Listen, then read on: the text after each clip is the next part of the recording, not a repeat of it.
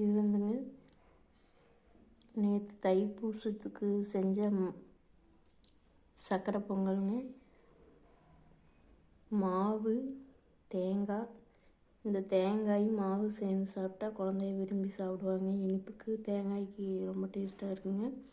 வாழைப்பழம் வந்து மற்ற நாளுமே குழந்தைகளுக்கு இந்த மாதிரி ரவுண்டாக கட் பண்ணிங்க லேசாக வெள்ளை சர்க்கரை தூவி கொடுத்து இந்த மாதிரி ஸ்பூனில் அந்த ஸ்போர்க்கில் எடுத்து சாப்பிட்டு சொன்னோம்னா குழந்தைய விரும்பி சாப்பிடுவாங்க. சாப்பிடாத குழந்தைய கூட நல்லா சாப்பிடுவாங்கங்க. இது வந்து சக்கரை பொங்கலுங்க. நம்ம நேற்று நேரம் ஆயிடுச்சுங்க சாமி கும்பிட்றதுக்கு. அதை வந்து இட்லி பாத்திரத்தில் தண்ணி ஊற்றிங்க கொதிக்க வச்சு அந்த கொஞ்சம் சக்கரை பொங்கல் சூடு பண்ணேன். இந்த மாதிரி செஞ்சு கொடுத்தோம்னா கொஞ்சம் மற்ற நாளுமே வாழைப்பழம் சாப்பிடாத குழந்தைகளுக்கு ரவுண்டாக கட் பண்ணிங்க லேசாக சுகர் 2 சுகர் போட்டோம்னாவே இதை அப்படியே எடுத்து கையில் தொடாமல் எடுத்து சாப்பிடுவாங்க. முழு பழத்தை கொடுத்தோம்னா சாப்பிட்றதுக்கு கொஞ்சம் வேண்டான்னு சொல்லுவாங்க. மாவுங்க, ஒரு பீஸ் மாவுங்க, ஒரு தேங்காய் எடுத்து கொடுத்தோம்னா குழந்தைய விரும்பி சாப்பிடுவாங்க, நம்மளும் சாப்பிட்லாங்க. இது சக்கரை பொங்கலுங்க. இந்த மாதிரி கொடுத்தா குழந்தைய விரும்பி சாப்பிடுவாங்க. தனியாக சக்கரை பொங்கல் கொடுத்தாலும் வேண்டாம்ட்டுருவாங்க. அதனால் இப்படி இந்த மாதிரி தட்டில் போட்டு இவ்வளவு சாப்பிட மாட்டாங்க. கொஞ்சம் பெரிய பிள்ளைகளாக இருந்தால் விரும்பி சாப்பிடுவாங்க.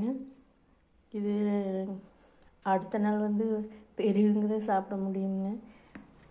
ஒரு 9 மணிக்கு மேலேனா சக்கரை பொங்கலில் யாரும் சாப்பிட மாட்டாங்க. அதை அப்படி நம்ம கொஞ்சம் ஃப்ரிட்ஜில் வச்சுட்டுங்க காலையில் இந்த மாதிரி சூடு பண்ணிங்க நெய் இருந்துன்னா அது உருகி போயிருங்க. நம்ம வந்து நைட் நேரங்கிறனால நெய் கொஞ்சம் சும்மா பேருக்கு அந்த முந்திரி திராட்சை வணங்குற அளவுக்கு தான் போட்டோங்க. அதனால் நெய்யெல்லாம் அதிகமாக ஊற்றலைங்க. இந்த பொங்கலுக்கு வந்து பச்சரிசிங்க, பாசி பருப்புங்க, மஞ்சள் பாசி பருப்பு 2 வேக வச்சுங்க. மண்டை வெல்லம் ஒரு 1/4 கிலோ, 2.5 டம்ளர் அரிசிங்க, ஒரு 1/4 கிலோ வெல்லம் இருக்குங்க. வெல்லத்தை இடித்து பாகு பண்ணிங்க அதை சாப்பாடும் பருப்பு வெந்த முன்னாடிங்க அந்த பாகு கொஞ்சம் ஏலக்காயும் தட்டி போட்டுங்க முந்திரி திராட்சை நெய்யில் வறுத்து போட்டு செஞ்சதுங்க சக்கரை பொங்கலுங்க. மாவுக்கு வந்து 2.5 டம்ளர் அரிசி, 1.5 டம்ளர்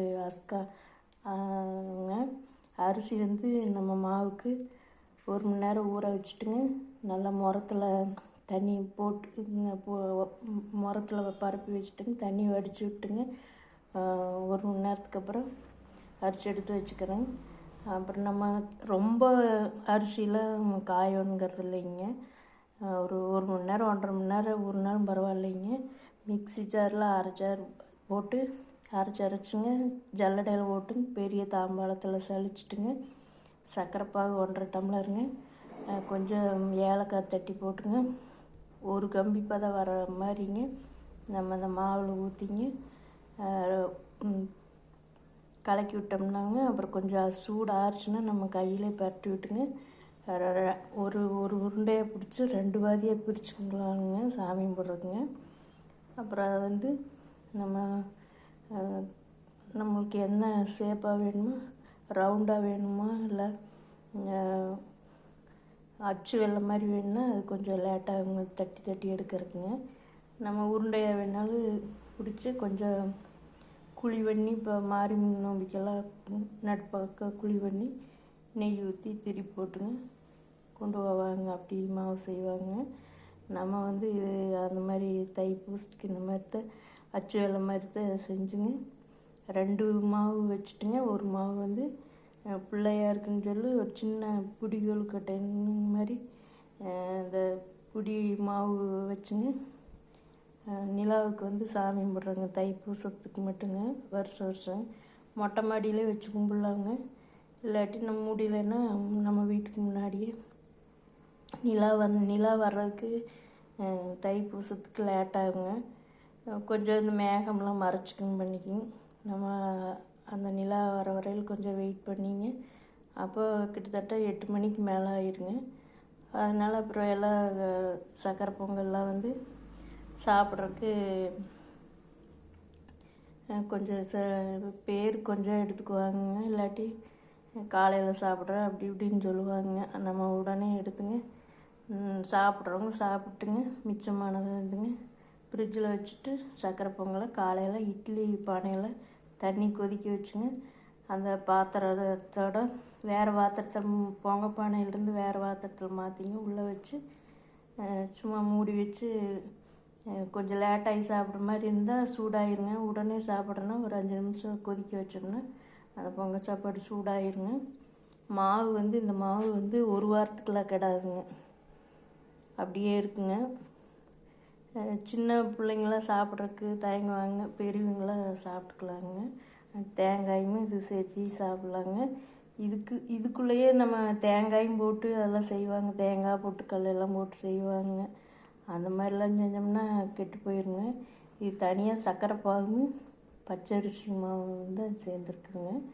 அதனால் இது ஒரு வாரத்துக்கு இந்த மாவு கெடாதுங்க.